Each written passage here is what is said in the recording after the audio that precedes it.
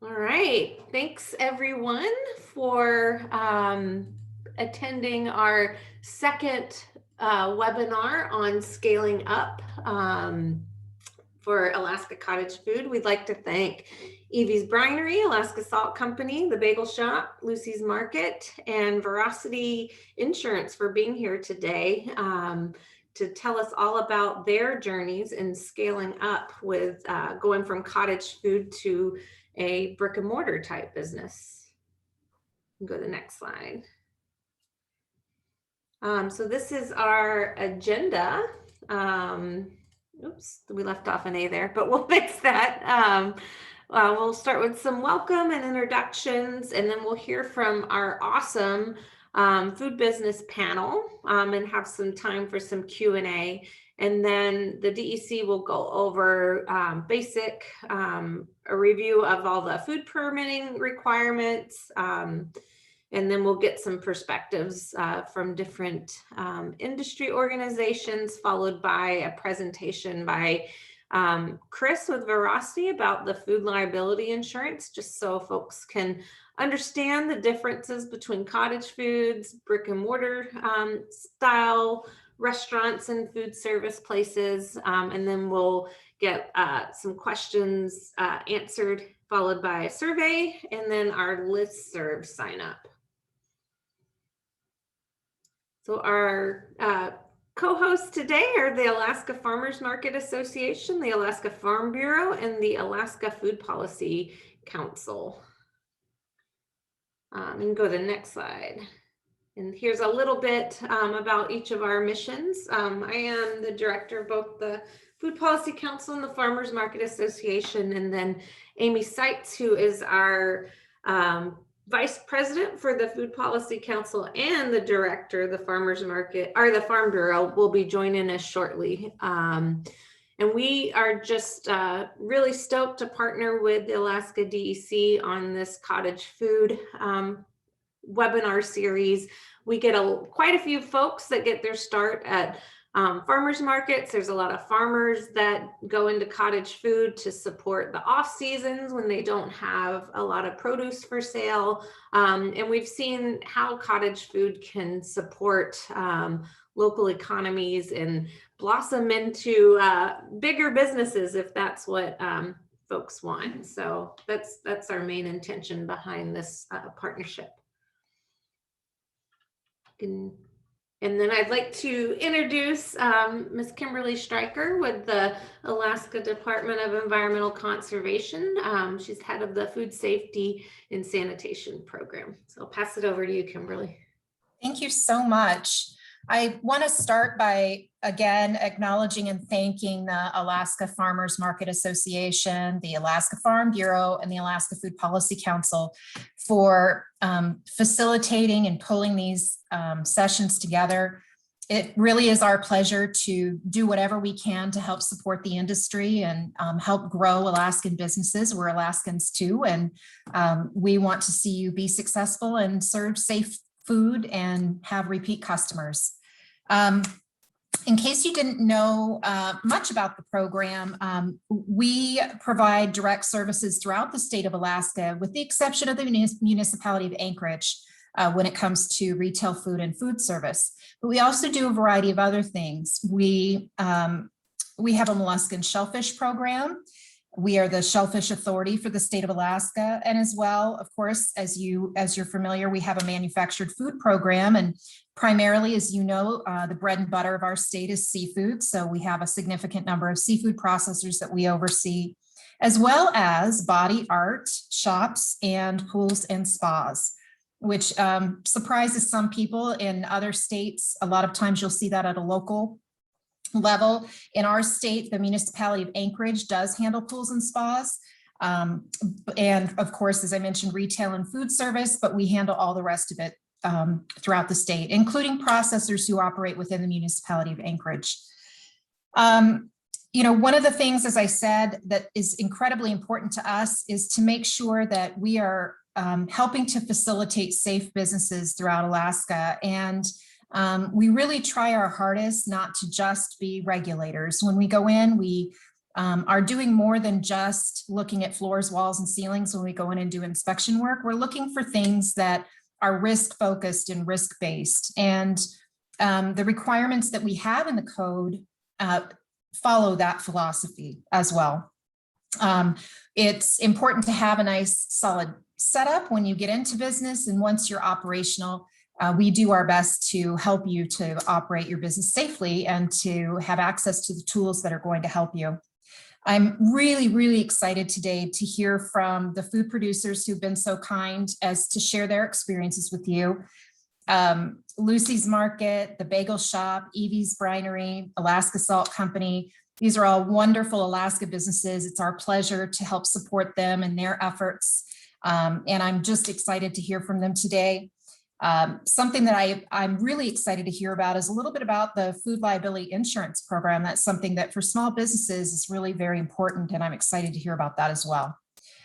So I welcome you. Thank you for taking your time. Thank you to our partners who have facilitated this workshop, and we will look forward to our next workshop where we'll be essentially having a listening session to hear from you about potential changes that you would like to see and why you'd like to see them in the food code in the future. So without further ado, I will turn it over.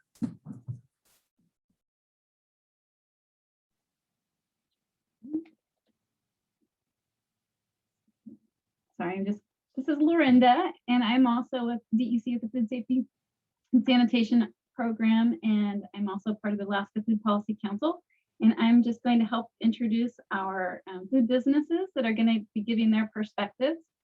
So we're going to start out with EVIE'S Brinery. And Evie, let's see. Yep, I see you there. And if you're ready to go, we'll just keep moving along. Sure. Thanks, Lorinda. So I'm Evie Witten, and I was the founder and I'm the former owner of EVIE'S Brinery. And I want to make that really clear from the beginning that Lorinda and Robbi asked if I would speak today to the transition phase from cottage foods to a wholesale business. So I'm here to speak about that, but not as the current owner. I established the business in 2014, 2015, and sold it to Alaska Seed to Change in 2019. So they are the current owners. And I established the Brinery really as very much a mission-driven business. I felt like someone should be doing more with our Alaska grown produce, and especially doing more in terms of preserving it so that we can enjoy it in a really healthy way throughout the year. You know, there are fermented vegetable businesses, very successful ones all over the country, but at the time, no one was doing it commercially in Alaska. And so I set out to really to get this business established. And from the very beginning, I knew I wanted it to have that kind of impact, or the potential to have impact and to use a lot of our Alaska grown produce. So my plan from the beginning was to scale it quickly to a wholesale model, and then also to sell it. So my plan from the beginning was to start it and maybe own it for about 5 years, which is exactly what happened. So yeah, you can go to the next slide, Lorinda. Thank you. And so I operated under the cottage food regulations really only for about 6 months. And that was during the startup and testing phase. And so I was working out of my home kitchen. I had an inspection of my home kitchen under cottage foods regulations, and worked with the municipality of Anchorage on that. Used that time to test recipes. I was mostly giving product away at that point to, in fact, I think I maybe did one sale at the Alaska Food Policy Council Food Festival that year. I think that's how that went.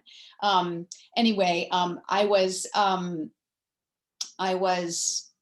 really using the cottage foods to test the market, and I was giving giving away jars to friends and family and associates and saying, what do you think? What should I do differently? I was also testing my packaging and labels at that point. Some of the challenges that I encountered during that phase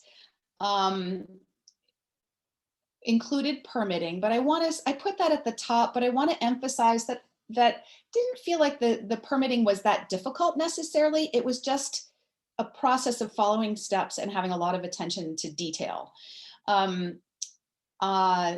There were some challenges in figuring out who I needed to speak to about what pieces of it, but I felt like if I showed up and asked questions and was just kind of open and honest about where I was and what I needed to know, that both people at the municipality and then in my next step at DEC were super helpful.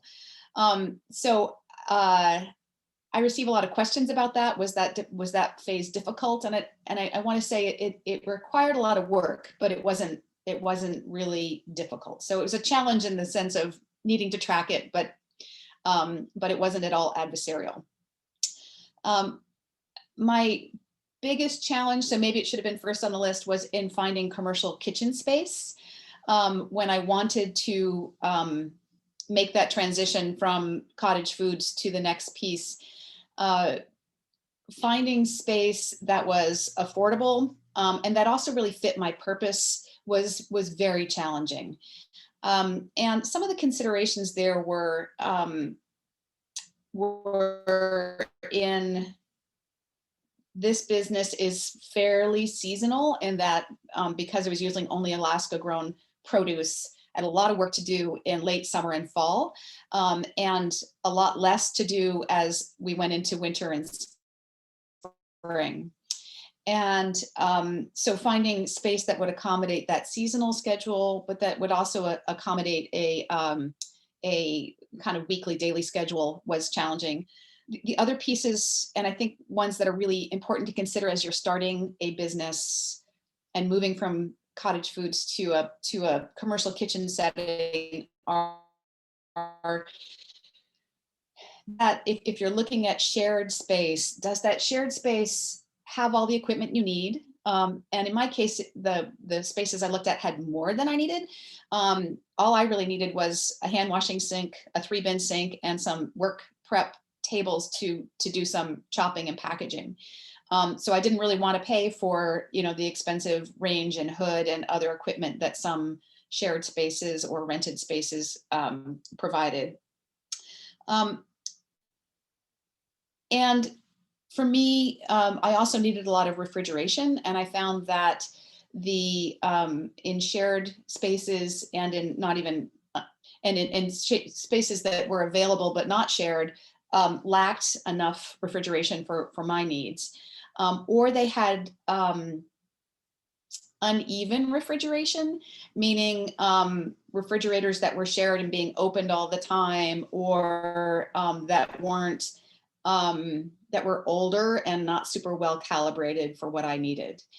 And I think the last thing I'll say about commercial kitchen space is that in shared space, I also had this real sense in talking to people that I was also taking on shared responsibility and to some degree, some shared risk and liability. And that was a really important consideration for me. I wanted to make sure that I had control over my product at every stage.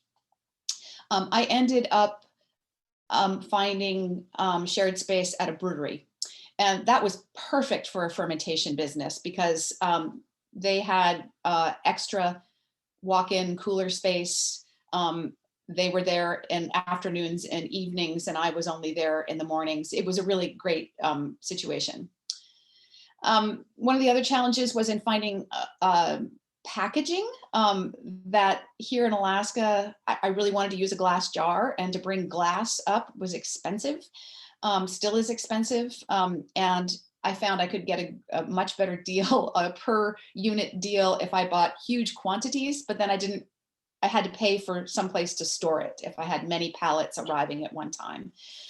So that was something that I feel like when scaling up, finding another business that has similar packaging or similar needs and partnering was something I explored and never quite figured out. But that was something that I would recommend other people think about. And then finally, I'd say the last challenge in that scale up phase was figuring out distribution outside of Anchorage and the Matsu. So there's a picture here of a bunch of cases that were in the back of my car. And I really did all of my own deliveries. But when I wanted to get it down to Sitka, or I wanted to get it down to Homer or up to Fairbanks, as a really small business and in that scale up phase, it was cost prohibitive to work with a distributor, and I was too small. I knew I would get there at some point, but during this, that was challenging. Okay, you can go to the next slide there, Lorinda. Thank you. Some of the things that contributed to the success. During the phase that I was operating under the cottage food regulations, I did a stage with a similar business out of state. And they were incredibly welcoming. It was a vegetable fermentation business that worked at a regional scale in New England. And they were very helpful, very generous with their information. And I would really encourage others to think about that. I approached a couple of businesses in Seattle, and they felt like I was a little too close for comfort, that I might become a competitor. And so they declined my request. So going a little further away worked well. But I learned an incredible amount from doing that. So I would really recommend that to other people. And what I learned from them really applied to every aspect of the business, including insurance and permitting and actual process and equipment. And it was a huge jump. I worked pretty hard at the beginning to form good relationships and to make sure I had some allies within the permitting agencies. And by that, I mean, just like starting conversations and having people really understand what I was trying to do, and knowing that I knew who to call in which agency to answer questions or get help. As I went over under the challenges, finding that good production space was huge in my success early on. Just in accommodating exactly what I needed to do to start the business. I made a pretty big investment in branding, and meaning that I worked with a graphic designer, and I tried, I worked in a sample mode with a bunch of different printers, both locally and from afar, to come up with a good label. And I invested in quality packaging. And I think that was a really important step. I built solid relationships with the producers, so that I knew what kind of the quality of the ingredient was of key importance. And so building those relationships and having them understand what I needed.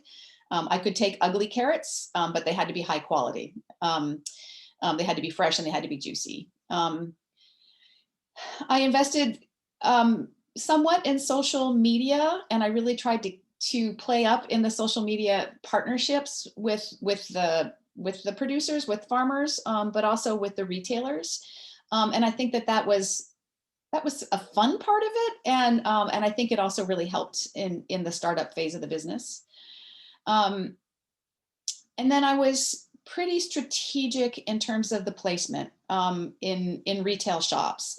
And by that, I mean, I was trying to look for getting the product out in places where it would be seen and people would be interested in purchasing it. But I also had not invested in a barcode, for example, which was an expense and a complication that I wasn't ready to take on. And so some of the larger retails wouldn't take my product without the barcode. So I was looking for that just right kind of Goldilocks situation of getting it out into relatively small businesses that could accommodate where I was in that stage of the business. So the bottom line, I had a plan when I started the business, and I followed it, and it was very helpful. And maybe that sounds overly simplistic, but there were times when I wondered if I should, take step A or B, and I went back to my plan and said, no, the plan kind of says, my intent has been to follow path A. So keeping to that plan was, I really think, a huge part of the success. And that plan included things like my recall plan and my the spreadsheets that I came up with to track ingredients and all the things that I did in the early stages of permitting.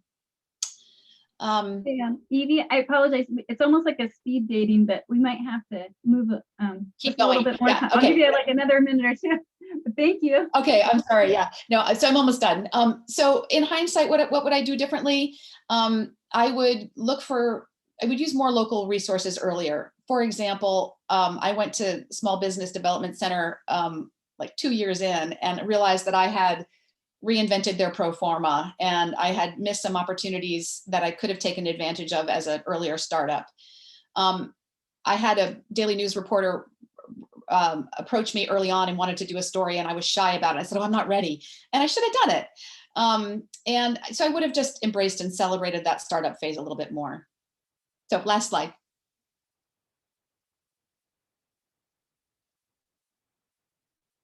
So yeah, and I just wanted to close with saying, I feel like it came full circle. Part of my plan from the beginning was that I wanted it to have sort of a social good in the community. And so selling it to Seeds of Change, which has really dovetailed it with their mission for jobs training for at-risk youth, has been a really great fit. So I'm pretty thrilled with where the business is right now. And yeah. Great. Well, thanks, Evie. Thank Yeah. you so much. And we're gonna have some time at the end for some Q&A too. Great. So Yeah. Thanks. all right. So everybody can use your applause button if you know how to use it. All right, Casey, you're up next. And you can just we'll wander through your slides. Yeah, mine's not quite as organized. We'll wait till you see them. Oh, yeah, I didn't do them either. Well, I'm Casey with the Alaska Salt Company, and we started out in the cottage food realm for like a solid year to year and a half before being permitted. And we can, you can kind of just probably go to the next slide. Nice, 2-to-1.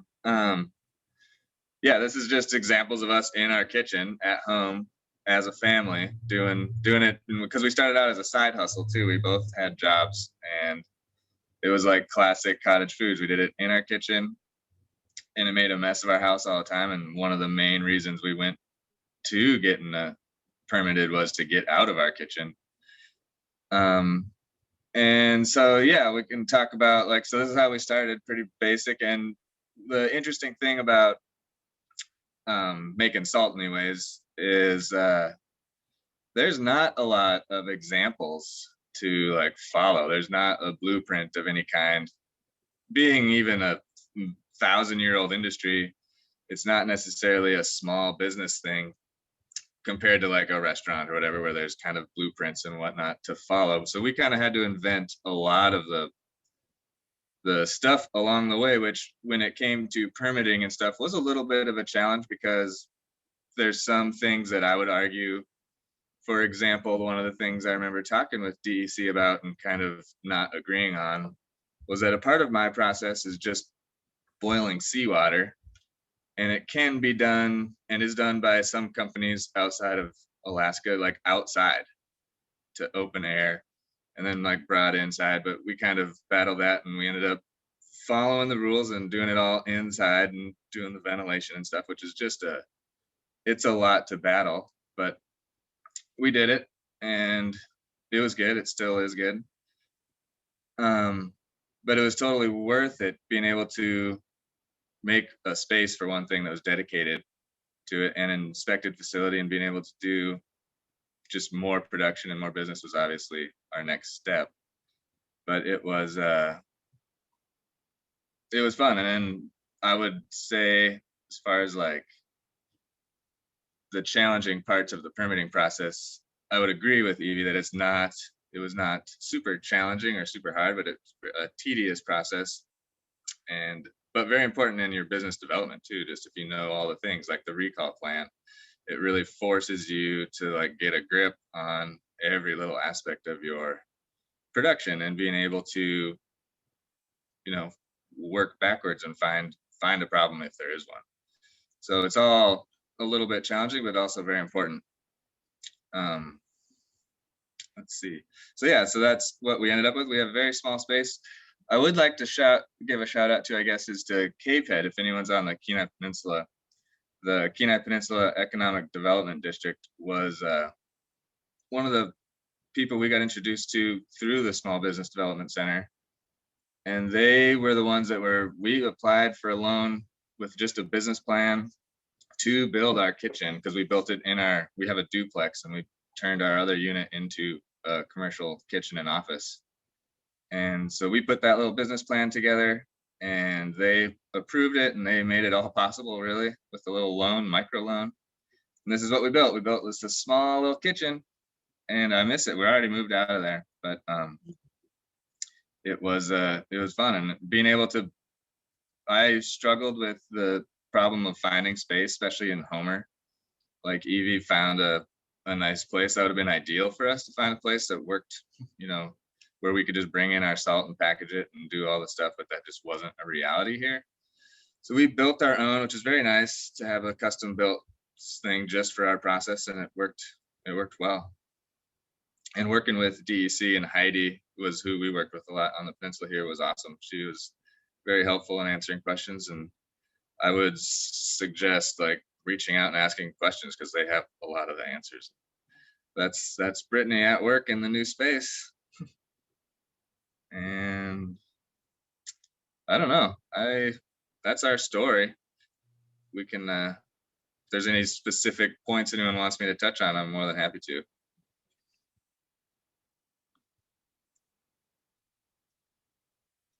We can maybe we'll keep moving along, Casey, and then we can do the Q&A at the end. Sounds good. All right, sounds good. Okay, so Michaela, are you still there? Okay, Michaela, I'm gonna let you go ahead and introduce yourself.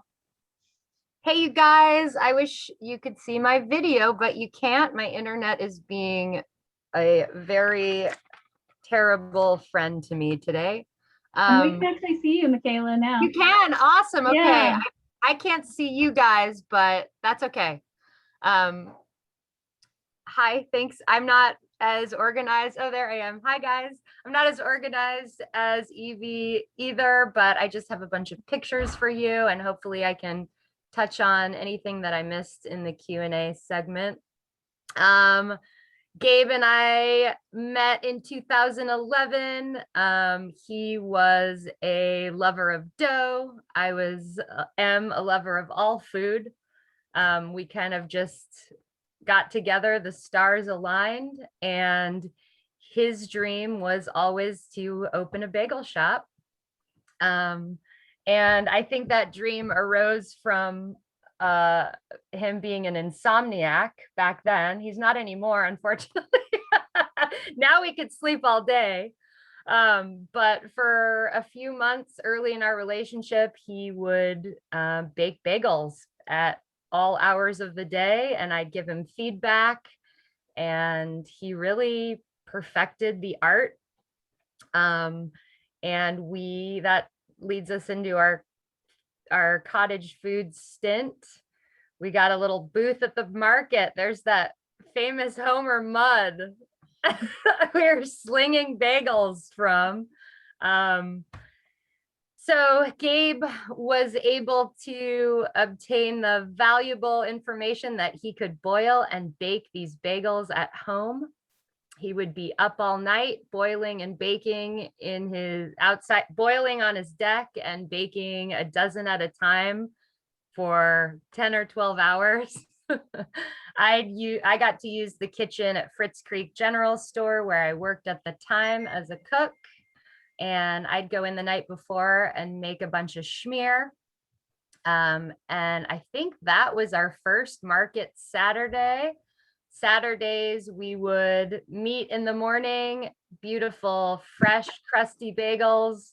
And we'd have that grill there that you see on the left we'd be able to slice and toast them and smear them. Wednesdays was just, there's a little menu of our Saturday jam. Wednesdays, we just did bulk, and we were met with a huge line, and just, we'd be out of 100, 150 bagels in about 20 minutes sometime. It was really insane and very inspiring, and a wonderful way for us to sort of test the water, see how we work together, see if people liked our product. And it was easy because there was not a lot of packaging involved. And we were able to keep our product chilled easily. I mean, it was a challenge to set up a DEC approved space every time and break it down. It was a lot of time. The DEC helped us. We had the same experiences as Alaska Salt. We definitely relied on them and Robbi to help us sort of streamline the process, but we sort of realized early on that we needed a space. So we found this awesome old tire shop, used car dealership out East End Road. We got a really good deal. We saw that people were receptive and loved our product. And we had a wonderful personal loan from Gabe's family that we were able to just go forward. There's Gabe and his dad happily building our space from the ground up. I love talking about our history because it's such an exciting time, and totally nerve-wracking too. So we got this little shop space, and we debuted in February of 2013. It was awesome. That's how it looks now. We expanded a few years ago to include an espresso bar and seating area, which unfortunately we don't use at this time. We're just doing takeout right now for the pandemic. But yeah, it became pretty clear that we needed to kind of go big or go home early on. So we were also able to install a walk-in cooler. The process of making bagels correctly includes an overnight ferment process.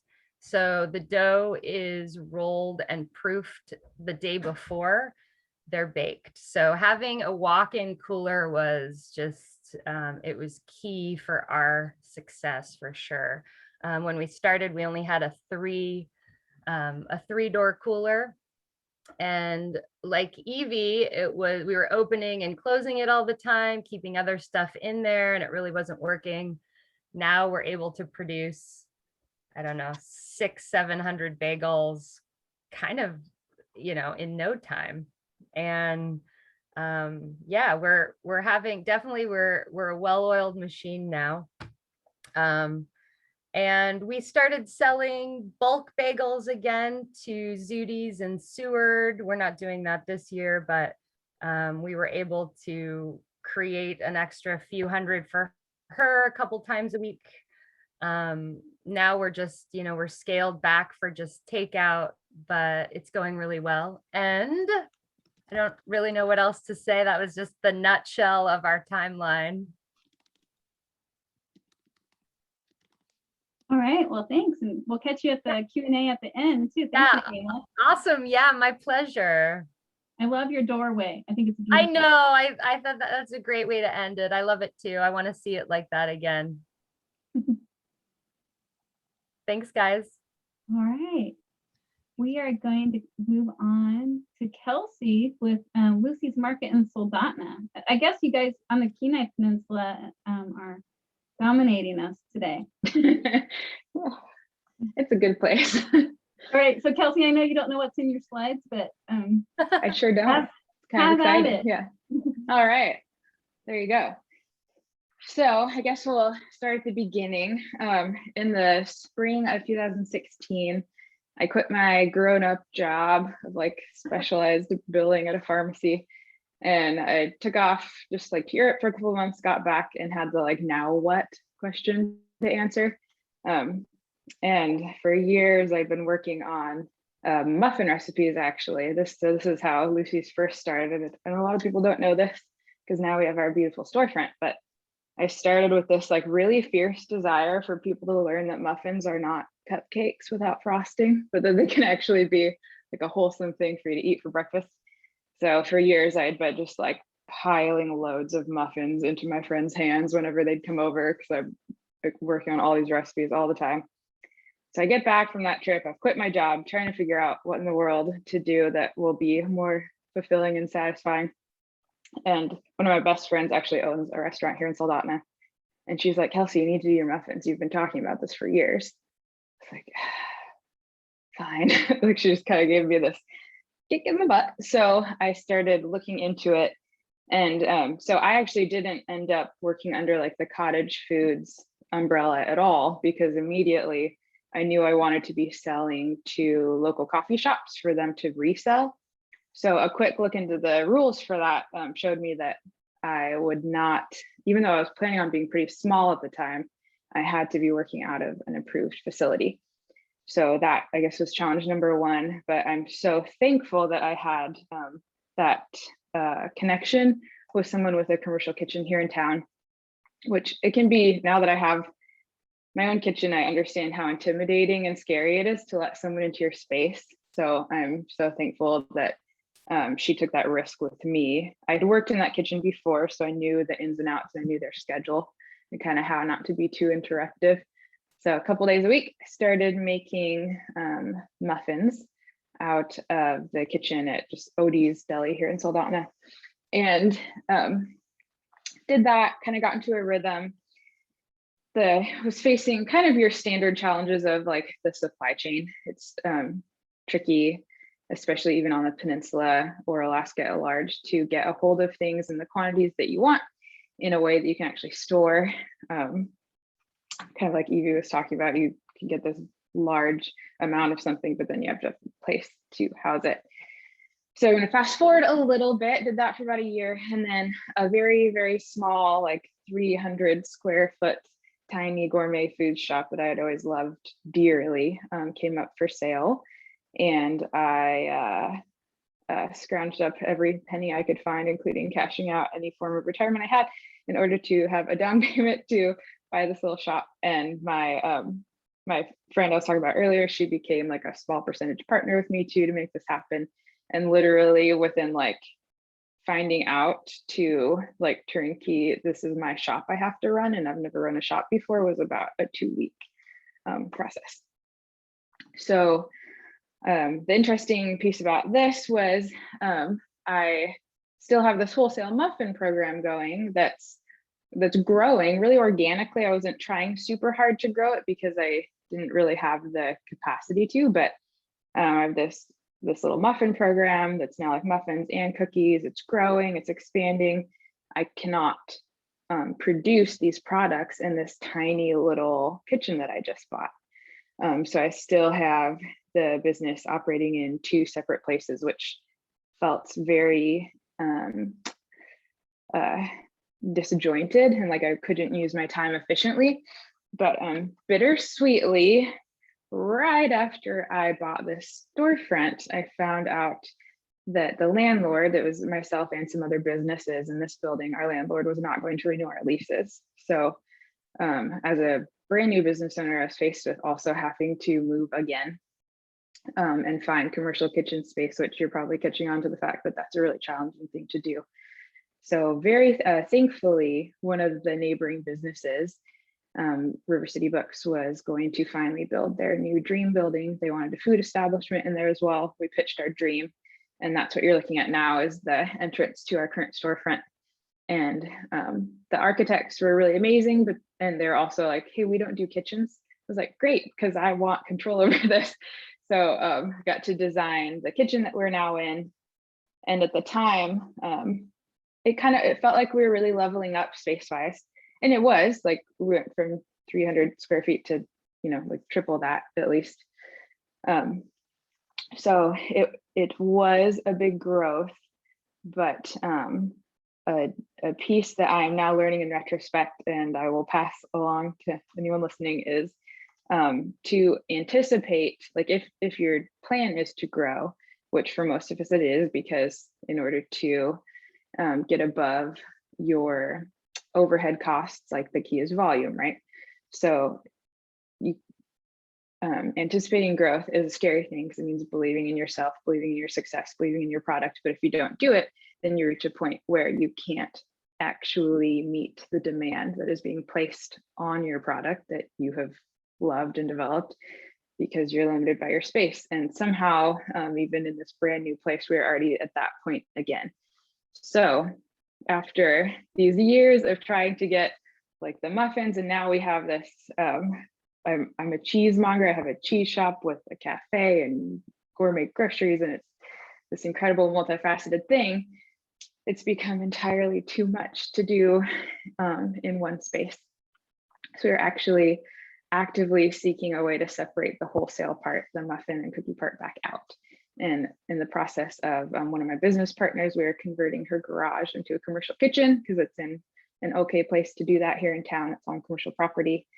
And some learning, even again, what goes into this process of creating a commercial kitchen space.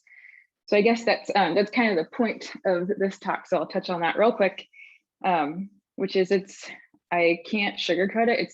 It's incredibly expensive to build a commercial kitchen, especially if what you're doing requires any form of specialized ventilation, which it probably will. Like even Casey was saying, just like boiling this like water to get salt, you still have to do it in this appropriate approved way. And these regulations exist for a reason. It's for everyone's safety. So you learn what applies to your specific product, and then you learn how to get there. And for us, I know it's like rude to talk about money, but I feel like it's important to know what you're getting yourself into. So moving into the space we're in now, like we still don't own it, we're just renting it, but it was still on us as the tenants to outfit the kitchen. And that's how it works when you're renting a space, right? You have to outfit your own equipment. Pretty much anything that could be removed out of the building technically is probably your responsibility. So it was like a $60,000 endeavor to put together a kitchen that we don't even technically own because we're still just tenants. So it is like, depending on what you're making, it is a really big responsibility, but it is also somehow this, I'm shocked to even hear myself saying this, but it's doable. It's always doable. And we have amazing resources in this community and in Alaska at large to help you meet those goals and to help you, fill out your applications, get your permitting. I also Heidi, like Casey mentioned, I work with Heidi here from DEC, and I call her all of the time. Like she's just kind of like used to hearing from me, and it's great because we have a relationship in which I'm not even an ounce afraid of getting an inspection or finding out some new information, and we get to brainstorm together about how the best way is to go about things. And that relationship, I've heard of maybe other places in the country where people do not have that opportunity, and it's a huge tool to utilize here specifically. So find out like what you need for your products and go for it, and remember to leave yourself room to grow if possible. There are all sorts of temporary solutions we find out along the way, and I've done a bunch of them. But I'm learning that it is so important to anticipate your own growth, to figure out like your version of supply chain. Like for us, we have to get a lot of ingredients at Costco, for example, but I'm in Soldotna. So it means I have to have the time to go to Anchorage, which isn't very often because I'm also running a storefront. So I have to have the storage capacity to keep enough stuff on hand so that I don't have to make that trip very often. And like those sort of pieces are really important to have a grasp on and to spend some hours thinking on in order to be able to make your time as efficient as possible. I think that's my spiel. The only little other tidbit I was going to throw in as a retailer now, because I do have this storefront where I sell other people's amazing products, is I get a lot of people coming through the door saying like, hey, well, do you want to sell this? And my first question is always, am I allowed to? Which they were kind of look at me funny when I asked that, but it's because there is a huge difference permitting wise between selling directly to a customer and selling through a middleman. So if that's like a bridge that you're trying to make, is learning what that entails. And it's really simple. Call your DEC officer, have that chat about what it entails to sell your products wholesale. And like everyone said, the paperwork might look a little scary at first, but it's really reasonable. Once you get into it, it makes a lot of sense. It just takes some time and attention. So yeah, let me know later if you have any questions. Thanks for having me.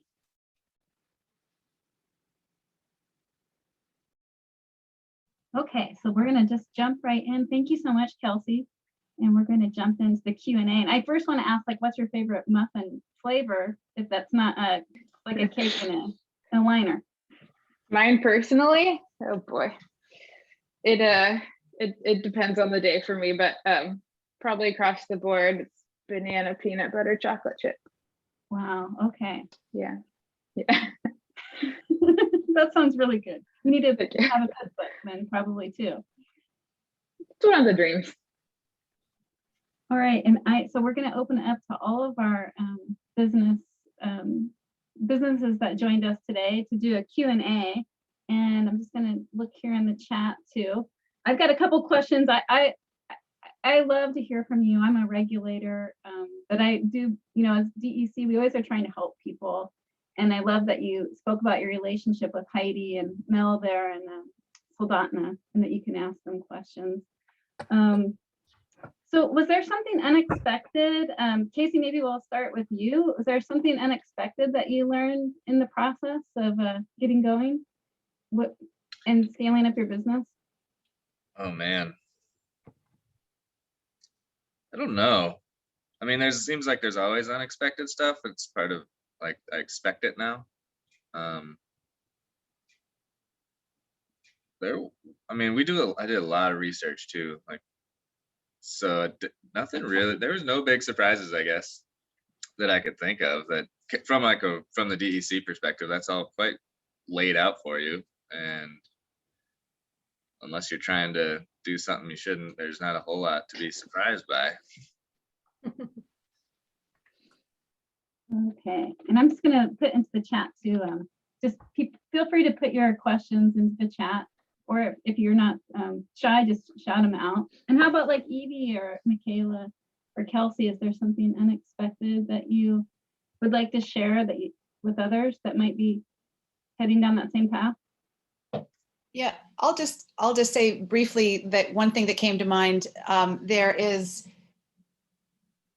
I had looked at similar businesses in other states, and I was surprised that some of the processes and materials that are allowed and being used in other states are not allowed here. That DEC regulations are different. So one example is businesses ferment in oak barrels in Washington State and in other places, and that's at least 6 years ago was not allowable here under DEC regs. And so I couldn't, not to make assumptions about some of those things. Yeah, good point. Kelsey touched on ventilation, and that was a huge one for us. We boil our bagels in like 40 gallons of water minimum every morning, and the phrase we didn't know what we didn't know definitely applies to us.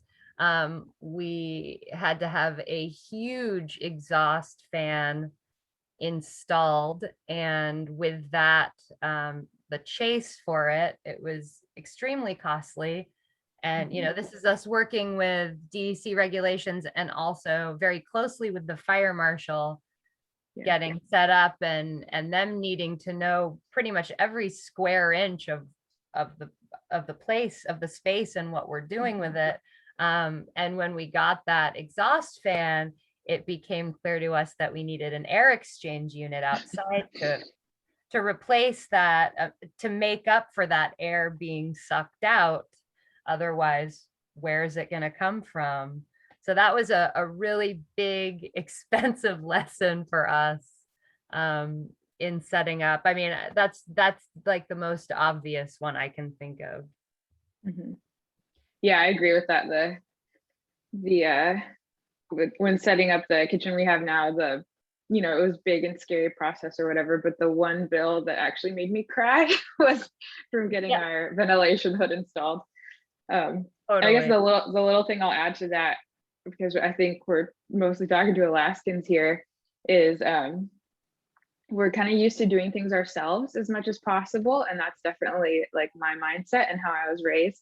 So learning that there are certain things that you are supposed to have done by someone licensed and bonded to do them, or it might come back to bite you later. But it's not the case for everything. There are a lot of details you can do yourself, but there are some things that have to be done by the appropriate person, and that's worth looking into. And there's incremental movement that you can do that feels like less of a huge undertaking. That there are these basic parts of your infrastructure that, just are really expensive and feel overwhelming, even with a lot of support. This is Kim Stryker, and I'm curious, Kelsey, I think it may have been you who said that you discovered small business supports later in your process and wish that you would have run into them sooner. And I'm wondering, for each of you, did you find a particular organization or an agency or another business that you really would recommend that people check out right away if they're thinking about scaling up their businesses? I think that was actually Evie that said that, so I can let her tackle this question first if you want. Sorry, Kelsey. Oh, no problem. Yeah, so I did not go to, sorry, the Small Business Development Association here in Anchorage was the group that I wish I had gone to earlier. I'm trying to think if there are others. There are other resources, things like the Million Cups gatherings, places where people get together and talk about ideas and small business development. Those are a little bit less concrete, but what I was referring to there was SBDC, that I really found out after the fact that I had reinvented a couple of wheels and that they could have been helpful to me. And it's a little bit like you just said, Kelsey, we're used to doing things ourselves. And I think I learned a lot by inventing my own pro forma, but it would have been a lot easier to go to the experts early on. Evie, I think you used the term stage instead of stage, but I was not familiar with that term. Did you just want to talk about that just for a minute? Yeah, so it's a term I didn't know before I started the Brinery business, but it comes from the restaurant industry, spelt stage, pronounced stage, I think, and that's really just a visit or like a very short commitment of working with a similar business. And so chefs do stages in other people's kitchens, and they're usually a couple of days to a couple of weeks or maybe a month in duration. I spent 2 days, I think. 2 days, and then some telephone time after the fact with this business in Massachusetts. And again, they just could not have been more helpful, and continue to be a helpful resource for several years. I could pick up the phone and ask a question that was very specific to what I was trying to do in fermenting vegetables. And again, especially with regard to equipment. I was curious, Casey, did you have anybody like that for the sea salt too? Like a Yeah. mentor in another state or another country?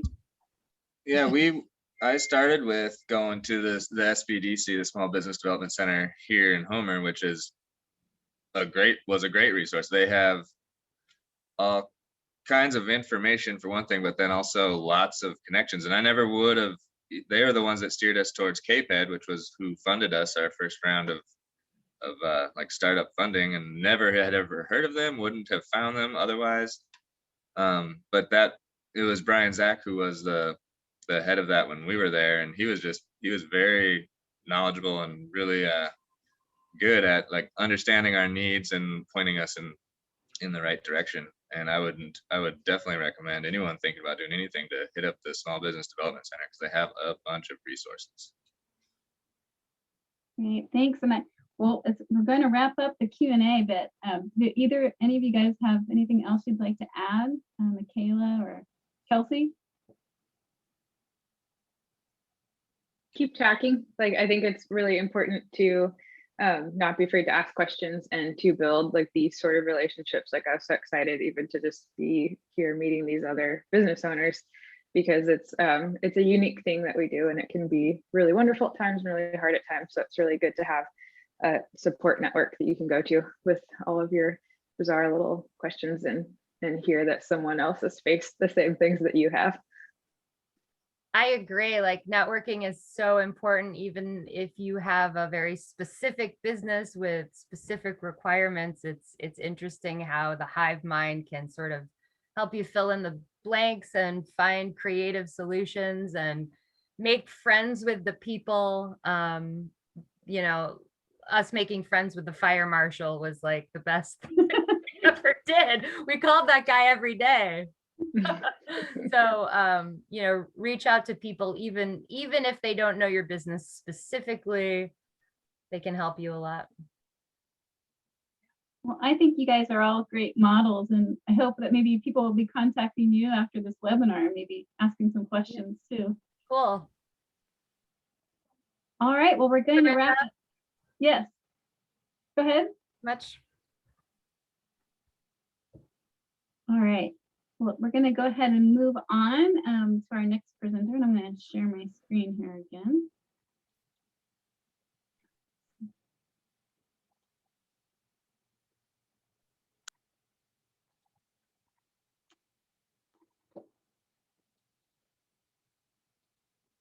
Sorry, I'm not a very good juggler, but we're going to go ahead and move on to Lonnie Thompson, who works in the Anchorage office with DEC with the Food Safety and Sanitation Program.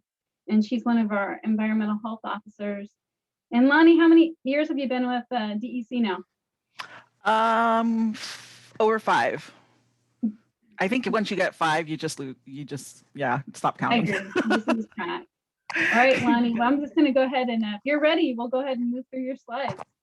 Awesome. Thank you very much. And thank you to the operators. It was really interesting hearing your experiences and everything in starting and scaling up.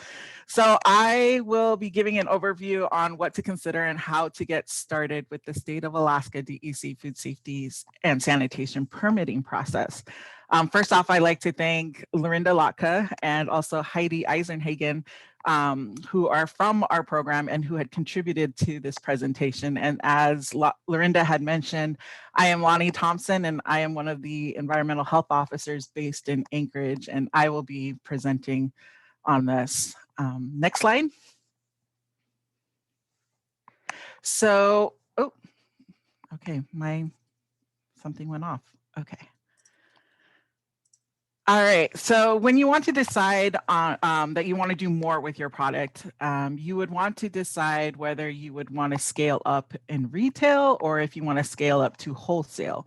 Now, retail is when you start selling your when you sell your product directly to consumers, and scaling up in retail, when I say that, it's more referring to if you exceed the $25,000 threshold with the cottage food exemption, or you just want to make a retail store to sell your product. Scaling up to wholesale is when you want to start selling your food product to other businesses for resale.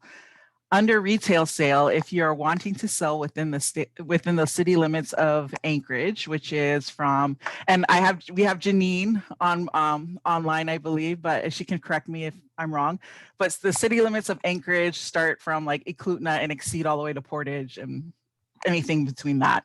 That is pretty much the city limits of Anchorage. And so if you want to start selling retail, you would need to apply for a permit with the Municipality of Anchorage Food Safety Program. Now, if you would like, correct. am I? Oh, yay. Thank you, Janine. Awesome. So if you want to start retail outside of the city limits of Anchorage, you would need to obtain a food establishment permit with the State of Alaska DEC Food Safety and Sanitation Program. For all wholesale operations, whether within Anchorage, outside of Anchorage, you'll need to be issued a permit from the State of Alaska Food Safety and Sanitation Program. Another thing to consider, next slide, please. Awesome. Actually, there is a slide missing. Is there a slide before that, Lorinda?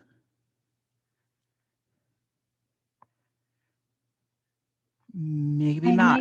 I might have messed up your slide. So if you want to go over, let's see. Okay. Real quick. No. Back. Okay, I apologize. Let's go back. There might just be one missing. Okay, there's one missing. But anyways, I'll go into this. But as we heard from the operators, another major thing to consider is where you want to process your product. You can know when you're scaling up, you can no longer prepare or process in someone's kitchen or in your own kitchen. You would need to, permitted food would need to be prepared in a DEC approved and permitted kitchen. So there's two options pretty much. You either construct a new facility or space, or you can use a shared community DEC approved kitchen, as some of the operators had mentioned. So some things to consider when you want to construct a new facility or a new space are, you have flexibility in choosing your location. It can be convenient to you as a producer, or it can even be convenient to your customers. One thing that is associated with constructing a new facility is cost. Costs with construction and costs with putting in your own equipment. You have to meet building codes, but you have a space that you get to design on your own. Like I was really excited to see pictures that the operators prior had shared when they got to design their own space and construct it how they would like it. But you also, they also mentioned, there's other programs that you would have to get in touch with, such as our wastewater, drinking water, the fire marshal, to make sure that you meet their requirements. But you have your own space, and the flexibility in scheduling will be a lot your choice of your choice. You have your own space that you can have flexibility in kitchen use, and it's also an asset and an investment. Next slide. So if you want to go into a DEC approved shared community kitchen, some things to consider there are rental costs. It is faster to start producing your product because you are not, building or starting new construction and waiting on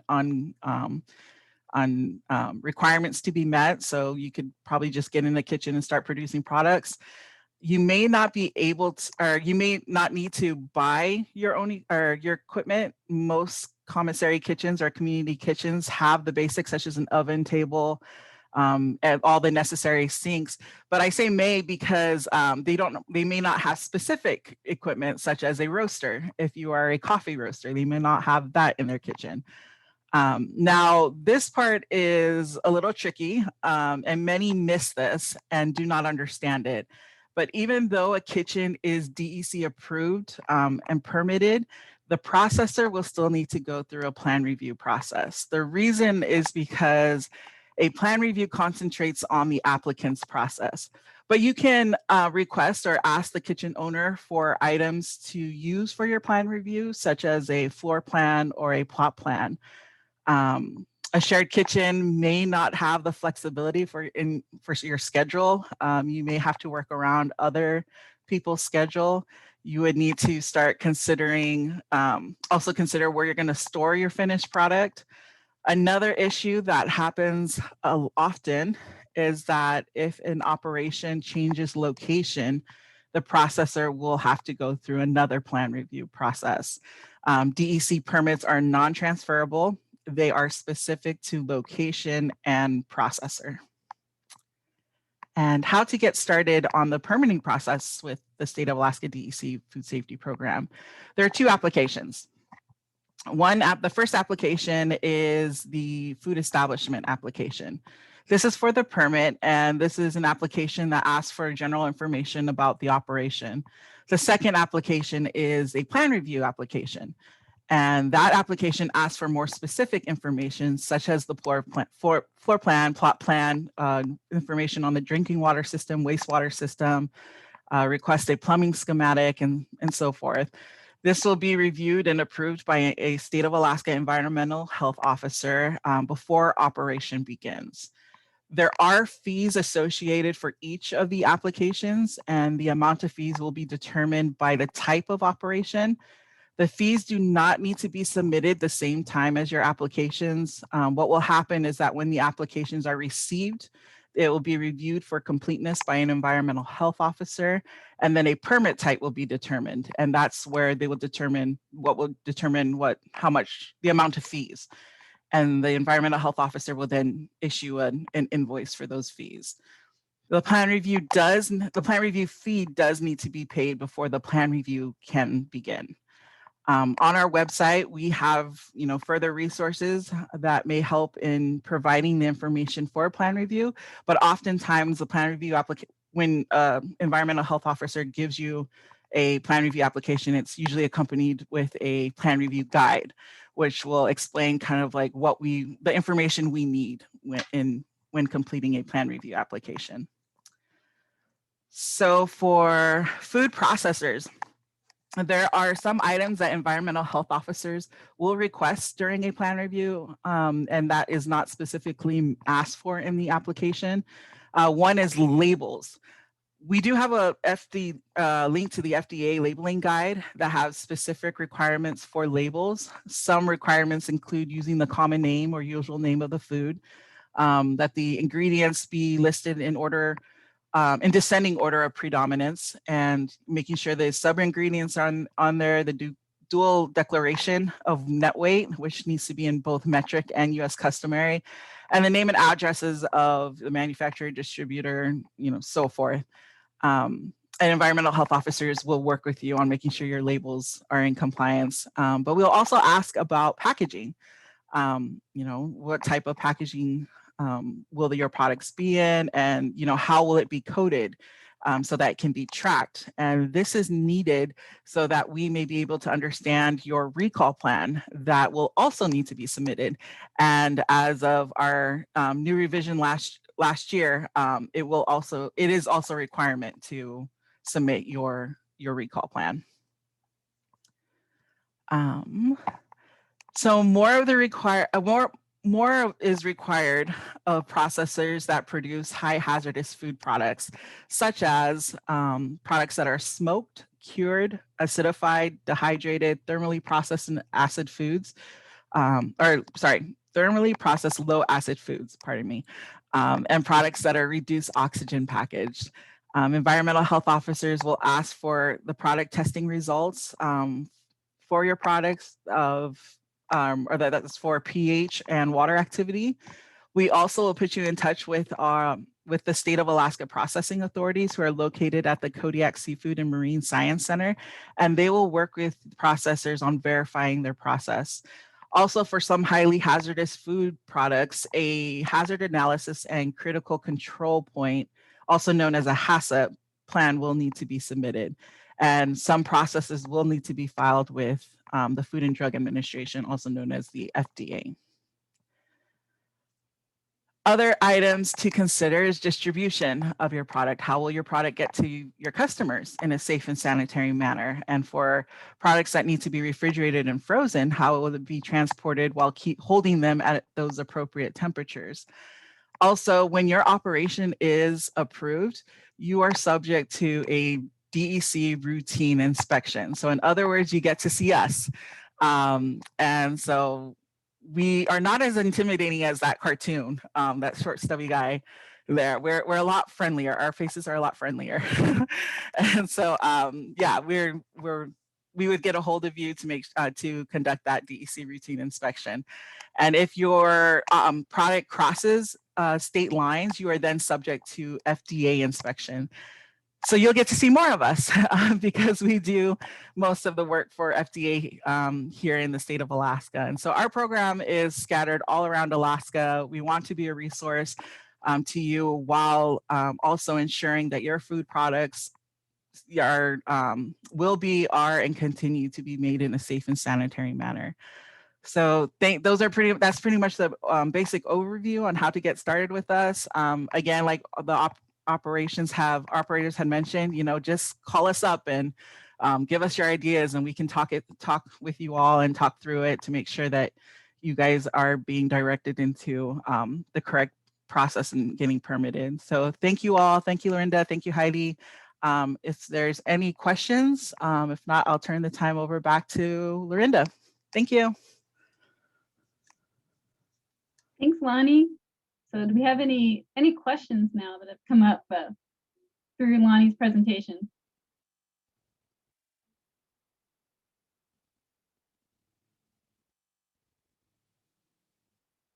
The crickets.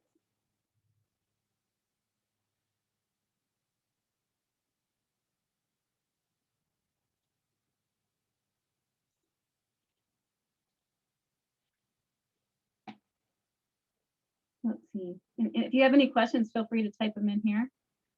Or any question, we actually have, I think Janine is still on from the Muni too. So if there's anything that you have that's Anchorage specific, she might be able to help you.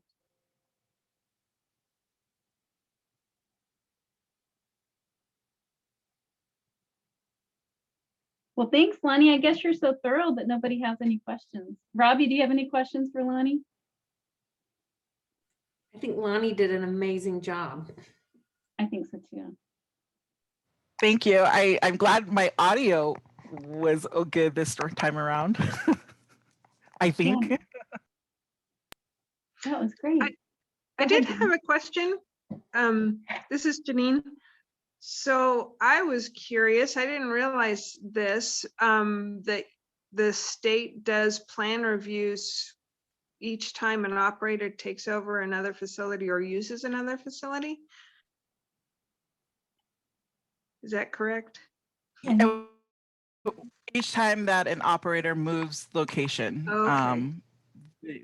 Yeah, if it's yeah, like it's a difference between change of owner and if they move. Yeah. So but if the operation moves to a different location, they would have to go through a plan review. Okay, and that makes sense because you guys are looking at all their processes, especially with the manufacturing, correct? Correct. Yep. Yeah, that makes complete sense. And I would Okay. just add too is that a lot of times when there's a change of owner with a food business, like if it's retail, we still will do, we don't charge for a plan review for that, but we do still ask a lot of questions because we want to make sure that that new person has, is able to meet the requirements and has the appropriate food safety knowledge too. Yeah, we try to do that too. That's super smart. That just helps everybody. Thank you.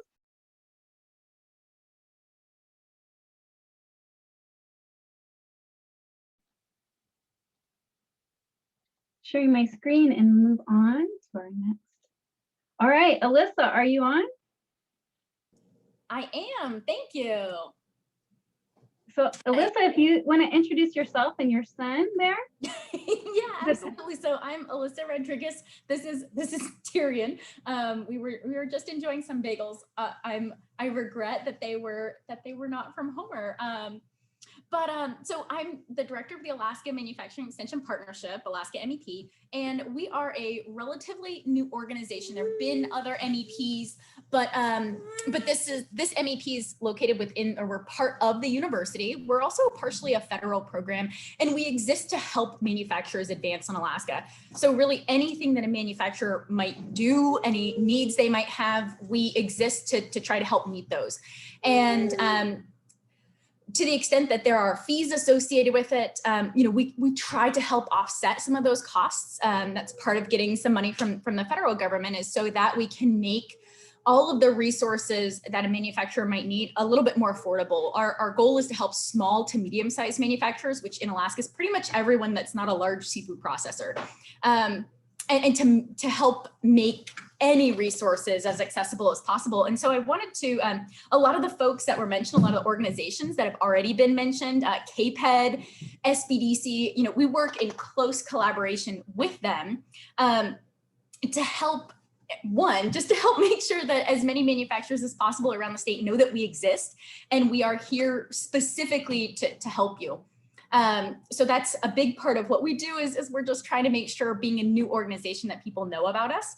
And then a lot of the things that Lonnie was just talking about are things that we help with as well. And so we work with KSMC, the Kodiak Marine Science Center, and Sea Grant there. They are the process authority in the state. And so we are kind of one and the same when it comes to food safety. And so when it comes to labels, if you need help with labeling, you can come to the MEP. If you need help with your recall plans, with your HACCP plans, all those sorts of things. We do live courses through about HACCP, and we've done them via Zoom since COVID hit, but normally they're actually in person. But we also have on-demand HACCP courses. So there's a number of different food safety courses that we offer on demand. And I think Lorinda maybe shared our website. You can go on there and look at our workshops and things like that to see all of the different courses that we offer that are online. Sorry for the background noise there. So I really just wanted to have an opportunity to let everybody know that we're here.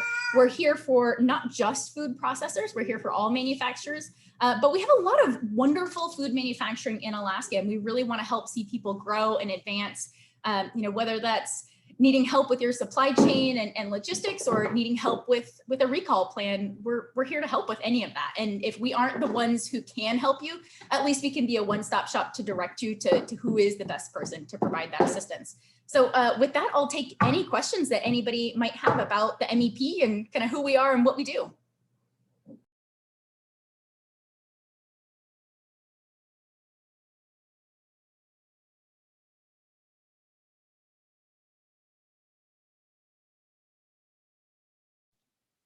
Alyssa, do you have a recent best story you'd like to share with somebody you've worked with that you're excited about? Yeah, we have a number of really cool stories, but one of we keep all of our work with our manufacturers confidential, so I won't tell you who it is, but we've worked with a manufacturer to get them. They're already working with Costco to get into Costco, but they want to be not just in local stores, but in regional and even eventually, hopefully, across the US. And so we're working with them to make sure that they can meet the Costco third-party audit and pass that with flying colors so that they can be in Costco's all over the US. And that's got several different steps to it. One of them is really the in-depth audit that's going on. And the other one is just making sure that their product is as safe as possible when in a shelf-stable fashion. So they're typically a refrigerated product, and they want to become a shelf-stable, unrefrigerated product. And that's a big difference. And so we've been working with the folks at KSMC to really try to develop a process for them and a way to sign off on it, because it's not a product that has a typical, gosh, I'm trying to explain it without giving it away, but we had to essentially invent a new methodology for figuring out how can we maintain the flavor and the quality and all of it of the product while still raising the acidity of the product to a level in which it would then be shelf stable. So there's kind of two different pieces going on with helping them to expand into many, many more Costco's. They can't continue to be a solely refrigerated product. So they've got a lot of audit things that they need to meet and the fundamental change to how they're processing their product. We've also got, I think, I'll also share, we have a handful of small cohorts that we're just starting. The topics that we're covering are supply chain logistics, e-commerce and marketing. And the third one is scaling up. It's a lean scale up. And so we're going to continue to replicate this model. We have about 4 companies per cohort, and we're alternating between several hours of kind of cohort class time on Zoom. And then the next week is one-on-one with the instructor to make sure that as they're learning these topics, they're actively employing them in their businesses. So as they've learned about something new related to supply chains and logistics, they are able to go back and find that data within their own business, make changes immediately, so that by the time they get to the end of the 8-week, or in some cases 16-week workshops, they are actually already implementing what they've learned and hopefully reaping those benefits, whether it's increased sales or decreased costs related to supply chains, logistics, those sorts of things. So we've got those going on, and we're going to continue with those. And again, eventually some of those will be in person, but we are finding that Zoom works relatively well. It's just, it's tough to sit on Zoom for multiple hours and those sorts of things. But that's some of the stuff that we're working on very specifically. And then we've got workshops and webinars on a monthly basis on all sorts of different topics. And we will be introducing a multi-week e-commerce, where we're going to have several weeks with single hour webinars that will then feed into multi-part workshops, just so you can get kind of a taste of what's going on, a taste of the topic, introduction to the instructor. And then if you want more depth on a topic, we'll have a workshop that kind of comes up after 3 of them, so you can get that additional detail. And Alyssa, just real quick, what is the cost usually for working with you? So for most approximately. For most of the things that we've got going on right now, there's been no cost. And some of that is because we got some CARES funding, and so we were able to reduce the cost. But for the multi-part workshops, the ones that I just mentioned, those small cohorts, eventually that will run several $1,000s for 8 weeks of instruction and one-on-one time. So we're looking at maybe $2,000 for that kind of class. It really depends on the type of product. So all of our webinars are free. A lot of our workshops, especially now, again, are free. So the sooner you can work with us, the better. When we bring in contractors to provide services, that's when the fees tend to come in. And so when we bring in a lean specialist to help you set up your manufacturing facility or those sorts of things, there are fees involved, but the MEP is able to offset them. So I would say when we have those really larger engagements, it tends to be several $1,000s. Okay, great. Thanks, Alyssa, and thanks for joining us. So we're going to move on. We've got about, I'm going to move on to Robbi. And just making sure I didn't lose anybody. I'm going to turn it over to Robbi Mixon with her Alaska Farmers Market Association hat on.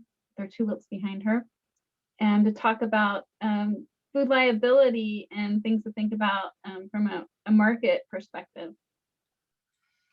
Hi, can everybody hear me?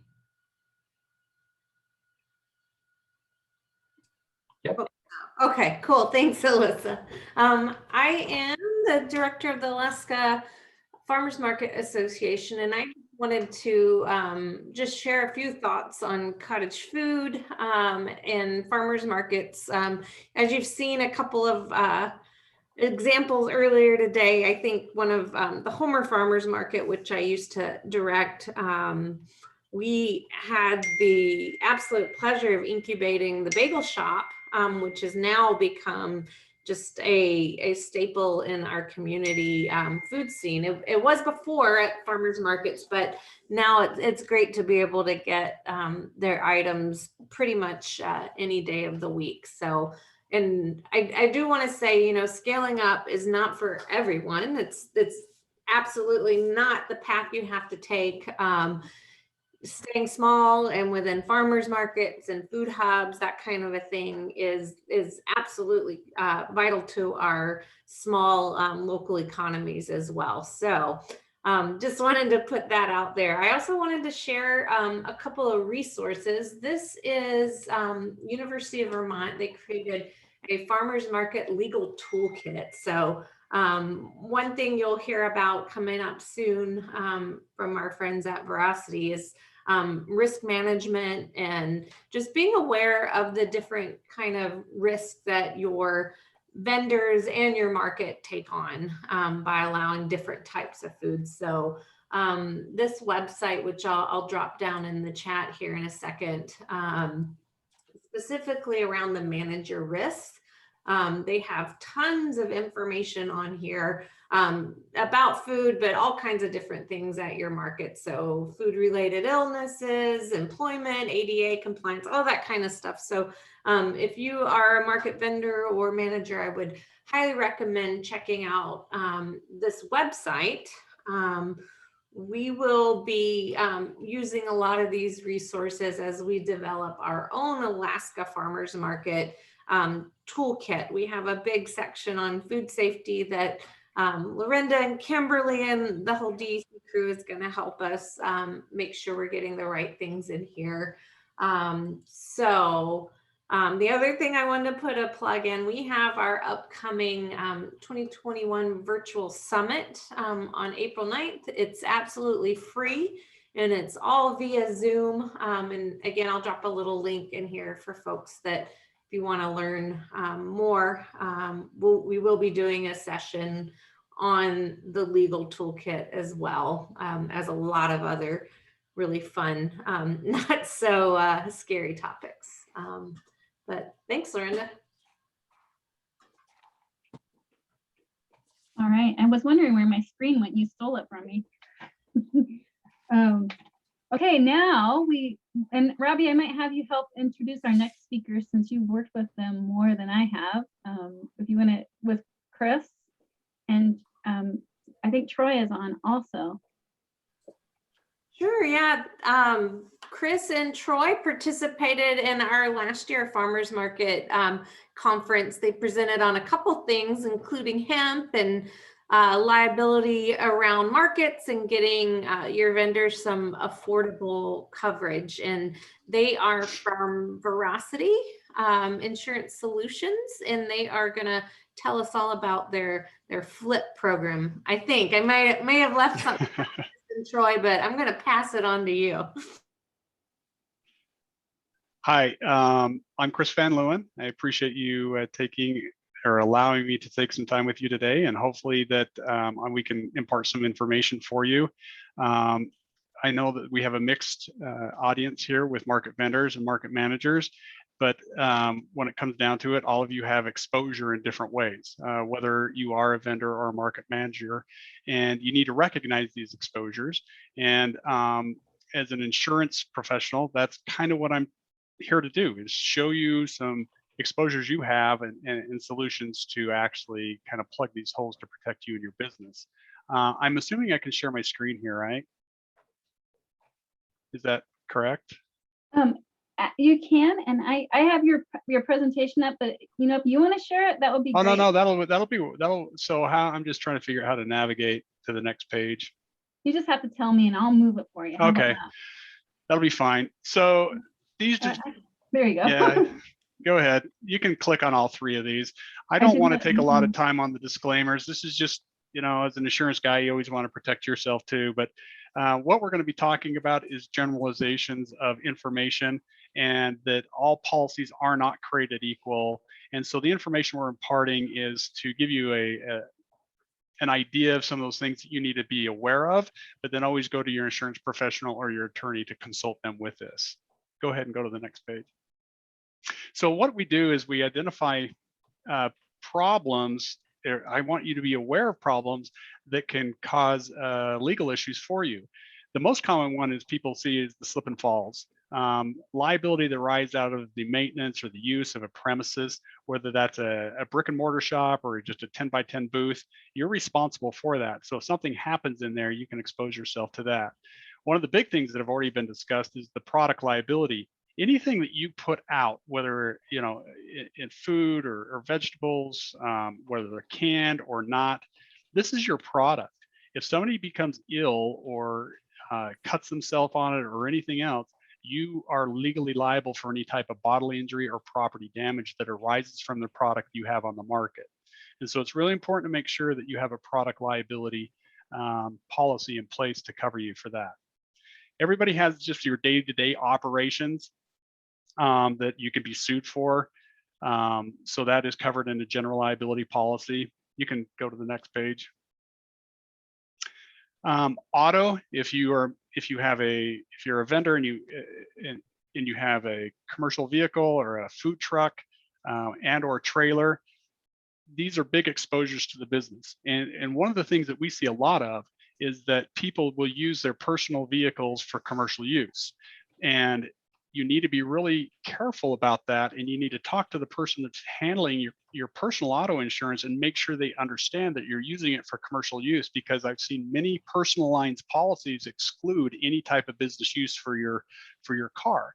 And so if that's the case, if you should get in an accident and they exclude business use and they deem it that it was during business operations, then you could have a problem where a claim wouldn't be covered. Trailers, same kind of thing, that you need to make sure that anything that happens on or around the trailer is going to be covered. A lot of general liability policies exclude trailers because it's part of the auto definition. And so there's an exposure there that a lot of people don't think about. And so somebody trips on a tongue or hits their head, or an awning falls down and causes damage to somebody. If it's not covered properly, there's going to be another gap in coverage. Employees are great for your business. They're the backbone of your business, but they also bring a lot of potential exposures with theft, fraud, harassment, discrimination, wrongful termination. And right now, what I didn't put on there is cyber. It's a big thing right now that there's a lot of cyber threats coming in through employees' emails and through employees' computers. So it's really important to recognize that and be able to address those with different types of coverages. Next page. And here's the thing, if I'm going too fast, sometimes I can get like an auctioneer, and I apologize. And if you have questions, I don't want this to be a lecture. I'm not, I don't need to get through my entire presentation. I want this to be more, if you have questions, go ahead and answer them, interrupt me, or ask them and interrupt me, I'm good. One of the things that we see a lot of is people deeming employees as independent contractors. And we're going to go through this a little bit. And I pulled up some Alaska information, and it says, to determine whether a person is an independent contractor or an employee, it is important to consider all evidence regarding the degree of control and independence.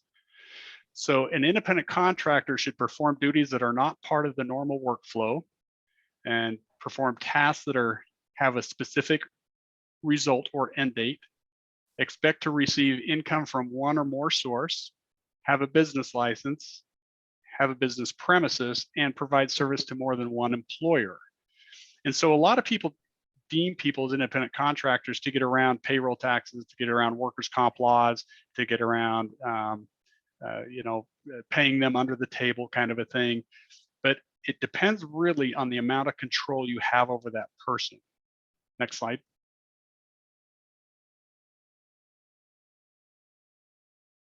Go ahead and click. So it says here that possession of a business license or insurance does not make a valid independent contractor. There are other beginning steps. There are not a set number of factors that make a worker an employee or an independent contractor.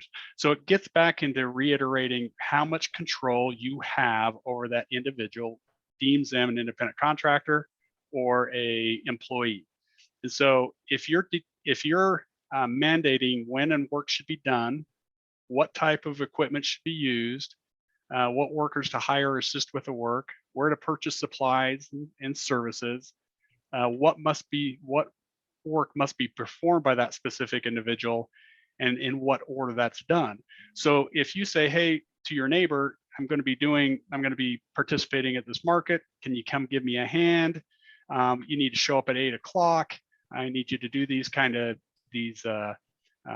assignments. I'm going to provide you all your tools. That mere fact has just changed them from an independent contractor to an employee. And then you have greater responsibility now for that employee. Next slide. I got to move my little screen so I can read it all. It says Alaska employers who hire independent contractors must provide them and their employees with workers' compensation coverage unless the contractor can provide proof of insurance. If you hire an independent contractor or subcontractor who lacks workers' comp insurance and one of the workers gets hurt, you may be liable for the person's medical expenses under your own workers' comp arrangement. The scary part is is if you don't have workers' comp and they get hurt, is you still may be liable for all their medical costs. And so again, just because you call them an independent contractor, depending on how much control you have, the state will deem them as an employee, and you may be subject to work comp laws anyway. Next slide. And it said, so here's some of the penalties that I found on the workers on the Alaska site.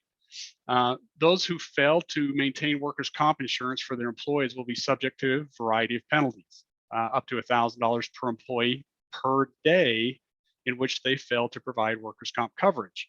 So if you have somebody that works for you for 15, 20 days out of the year, and the state comes in and says, oh, you don't have workers' comp, that could cost you up to $20,000 just in penalties.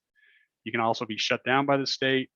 You have a stop work orders, being barred from pursuing jobs with the state of Alaska, which shouldn't be part of this group. Being liable to pay for the damages of the injured or sick person, which we've already talked about, and possible criminal fines of up to $10,000 and 1 year in prison. So you can see that these are pretty hefty fines that the state of Alaska can put on you for not maintaining workers' comp on an employee. Next slide. Okay, so we've talked about, are there any questions so far? I know I'm going really fast because I know we're kind of limited on time. Are there questions so far? Okay, so we talked about these kind of exposures that you have for your business, your premises liability and your operation, auto and trailers and independent employees and some contractors. Next one. So what you now have to do, is in risk management. No, go back one. There you go. In risk management, there's really 4 tools. You can say, I can avoid the risk, I can accept it, reduce it, or transfer it.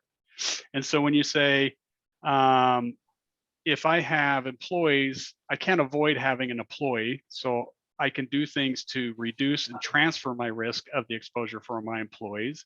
Or I may be signing contracts that have certain terminology in there that I don't like, and I can't get insurance to cover it. So I've got to accept that risk as an employer. And so when you're looking at things to do and you're trying to protect your business, there's different tools that you can use through avoidance and reduction and transfer of risk, or just accepting it, going, I know I'm going to be exposed. Okay, I saw a question come up. You want me to respond to that now or later? If you'd like to, Tiffany from Kodiak was just asking about, other than workers' comp, are there other standard policies that should be in place for employees?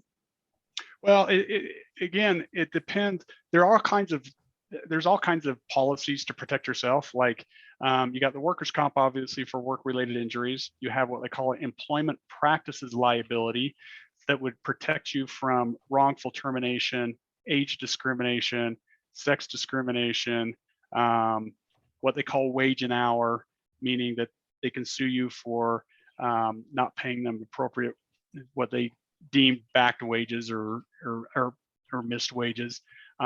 There's also employee dishonesty. So if you want to protect yourself from them stealing from you or a third party, you can get other coverages like that. Obviously, you got to look at your budget and how that plays within your insurance portfolio, but there's many other policies to protect you from some exposures that employees bring on. Okay, I hope that answered the question. Okay, next slide. One of the things that I wanted to try and bring out is, before I get really going, how much time do I have? Like 10 minutes or something? Let's see, we have about till 25 after. Okay, so a lot of times you're being asked to provide additional insured status to a market manager or any other third party. And what this does, it's an additional insured is a company that's added to your insurance policy, and it's what we consider an additional insured. And it's an endorsement that we add that can complement some contract verbiage that's being laid out there. And what you're doing is you're protecting another party from liability arising out of your negligence. And we'll get into that in a little bit. Additional insureds are only covering for the operations that involved that named insured, and you are the named insured in some way. The policy terms and conditions and exclusions apply to the additional insured as it would the purchaser of the policy, the named insured. And additional insured status is different than a certificate holder. And so if I'm a market manager, I would make sure that I want additional insured status and not just a certificate of insurance, because the certificate of insurance just says they have insurance, but additional insured status says we're going to protect the market manager from the liability of the market vendor. Next page. So when you have an arrangement, and most of the time people get in contractual arrangement with a manager. So a vendor comes and I want to be part of your market, and so the manager might say, great, here's our contract, the booth costs are X, and by that contract they probably have some insurance clauses and indemnification clauses, and so there's a portion of liability. Go ahead and click it again. So you have this shared liability because you're contractually obligated to each other. And that additional insured is basically saying, if the market vendor, their product or their operations or actions causes somebody some bodily injury or property damage, that vendor could get sued, but the market manager will get sued also. So he's being brought into the suit due to your negligence. That additional insured status will protect the market manager from the vendor's liability or their actions that brought them into that suit. And so that's what the additional insured is doing, is just extending it to that third party for your own negligence. Is that any questions about that? Okay, then we'll move on. Oh, okay, that was our short version. So you can just keep on talking. I'm sorry. no, that's okay. I wasn't sure which version we had here. So if you want to share your screen too, that'd be fine. Okay, I'm just getting here real quick. While you do that, this is Troy Smith, Chris's cohort. One thing I wanted to ask the group, and perhaps Robbi may have the best handle on the question, but I'm curious just how the industry, the farmers market industry, has fared during 2020, during 2020 and COVID. And would you say that the industry is stronger, or it's struggled more, or it's about the same as far as what's going on in that space, as far as the number of farmers markets that are still open, as well as number of roughly vendors that are participating? Troy, from our data collection with the Alaska Farmers Market Association, we found that I believe it was 3 or 4 markets that decided to sit last year out with all the COVID stuff, but in that process of digging around, we discovered 2 new markets that had popped up. So it kind of balanced each other out. And I know that our market here in Homer, we had a very successful year despite all of the COVID protocol and having to pare down our vendors. I mean, we're definitely looking forward to a more robust this year, but the vibe we're getting is that people really came out to support local last year, especially here in Alaska. We definitely felt the supply chain backup as COVID set in. So okay, thanks. Can you see the screen? This is what can cause you problems. Yes. Yep. Oh, let me see. Let me do slideshow. That'll be easier, right? I'm sorry about the technical difficulties. I apologize. So what I'll tell you is, one of the things that I usually try to point out also is, when you're signing contracts as a vendor, it's important to understand that when you sign a contract, it does not obligate the insurance company to fulfill every protection that you have now obligated yourself within that contract. For example, when you look at a contract and it says, we will indemnify the market or your landlord for any and all claims, all liability without limitation. There's no insurance policy out there that can help fulfill that indemnification, because every policy has exclusions, limitations, and conditions. And so when you sign off on a contract that says any and all liabilities without limitation, you're accepting a certain amount of risk on your business yourself, because you can't pass all of that. You know, there's no policy that says we're going to cover anything that you do, you know, in any way. And so it's really important, I think, when you're looking at these contracts, to, if you have the ability to have an attorney review them, just to see how much liability you're taking on. Because in our litigious society, we try and pass down as much liability downstream as possible. And it's very common that you're signing these contracts, but you're leaving yourself exposed. Now, there may not be anything you can do about it, but it's at least to be aware of it, so that when you are signing these, that you understand the amount of exposure you're taking on personally, or even for your business. And so I think that's really important to understand too. And sometimes you can look at a contract, and sometimes you can negotiate some things within the contract, and sometimes you can't.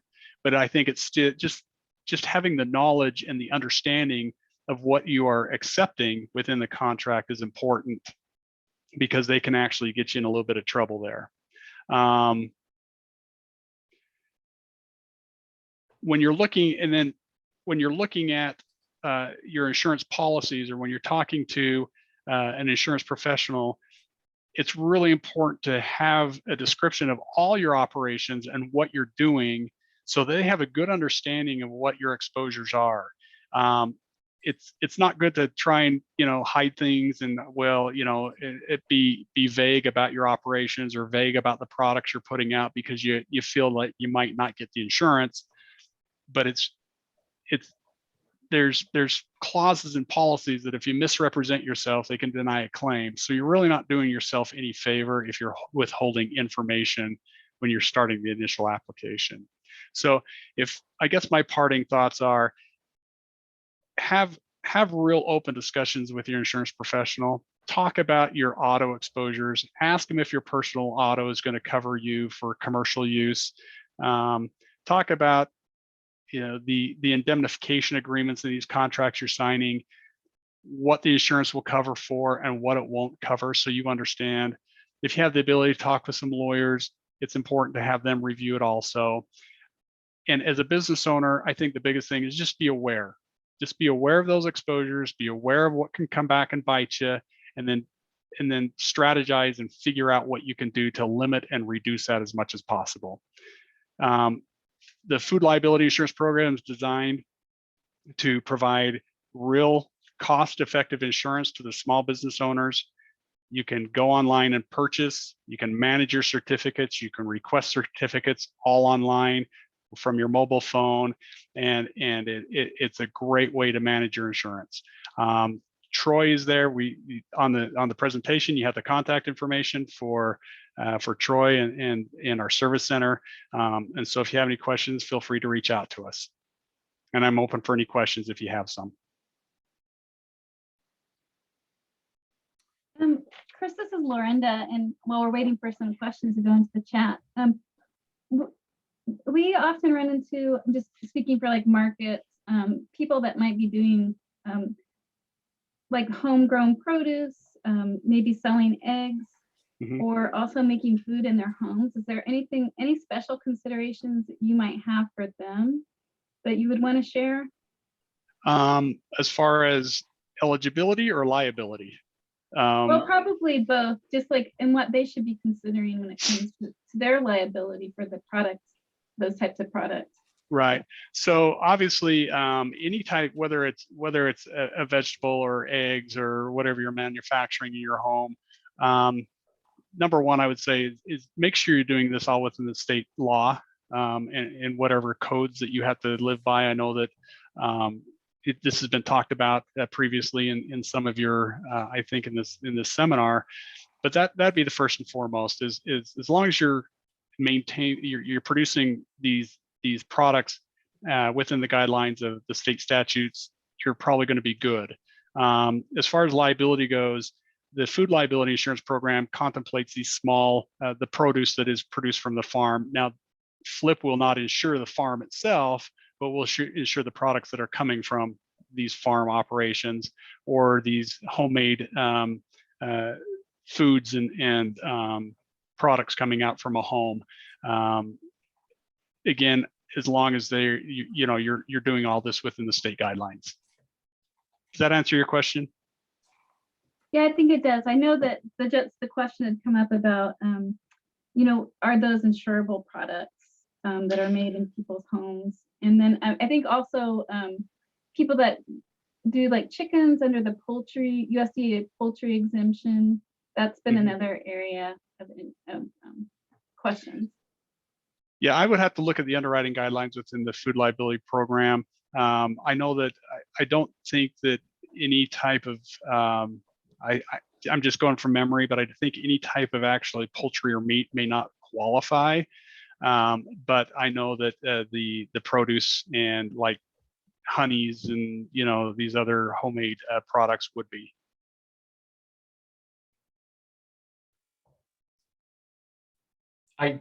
This is Troy. I think also it would be helpful to know that I know that at farmers markets, and Robbi can attest to this, that you'll have a mixture of folks that are actually selling food and those that are not.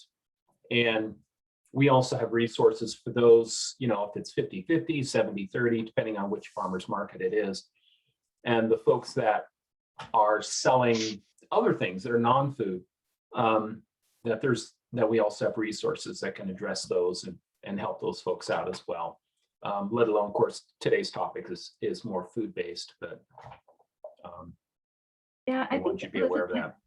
Troy, I thought that was interesting too, that you shared that you're one of the biggest insurers of food trucks, which are definitely really popular in Alaska. Okay. And cottage food, and that you're also doing some of the hemp CBD products too. Mm-hmm. Yeah. We for FLIP, when it comes to food trucks and FLIP, what we insure is not the commercial auto piece, but the business liability piece. Once you park that vehicle, and then you encounter people with slips, trips, and falls as well, of course, if they get sick from the food, then the FLIP policy comes into play. So. Well, thank you. I think that we could probably just do a separate webinar just on food liability insurance programs. And we really appreciate you taking the time to join us today. Yeah. No, our pleasure. If there are no other questions. I don't see any other questions in the chat. So I think. Well, thank you for the time. We really appreciate it. And we're here to help if you have any questions. Feel free to call us. All right. Thanks, Chris and Troy. I hope you guys take care of yourselves. Thank you. Thanks. Bye. All right. And Robbi, let's see. I guess we'll just go ahead and do our wrap up now. And I can share our screen, and we are going to have a survey that we're going to put in the chat. Let's see. I don't know if Robbi and I can you see my screen? Yeah, we can see it, Lorinda. Okay. I'll go ahead and do you want to take this slide then? Yeah, so we have a follow-up survey. I put it in the chat box so folks did not have to type it in. And then there's also, Lorinda got the Alaska Cottage Food Producers listserv set up. So you can subscribe there, or you can just, when you fill out the survey, if you put your email address in, we will just add it for you. And you go to the next. I think we're going to be finalizing another, the last of this series is a listening session on the current cottage food regulations. And we're looking at potentially doing that on the 30th of April. And so we'll try to get information out about that as soon as possible, but we feel it's really important to hear from, current cottage food vendors, and also small businesses too, people that have scaled up, and just to hear, like, for example, is the $25,000 limit, different ways that right now cottage food vendors can sell their food, whether, the in-person requirement. And we really want to hear from you. We've gotten DEC's received feedback over the years that we need to look at those regs. Things change, the cost of living in Alaska also changes. And I don't know if Kim, if you have anything you want to add to that, if you're still on. No, I think that that's very accurate. We are sort of trying to find the line between when are you a business, sort of the brick and mortar business, and when you are actually a cottage food. And so, there's a line there. And the reason that we have the limits in the first place is because we need to draw that line in the sand. We need to be able to say, okay, here's when you need a permit and here's when you don't need a permit. And so those conversations are really important for us to be able to hear and have with you. And we invite you to participate. All right, I'll just, Robbi and Amy, we haven't heard from Amy, but I see that she's on Amy Seitz. Do you have any other closing thoughts before we end the webinar? Just thanks for everyone attending another great webinar, and a lot more information for people to consider on cottage foods and scaling up. So thank you to the presenters and those who attended today.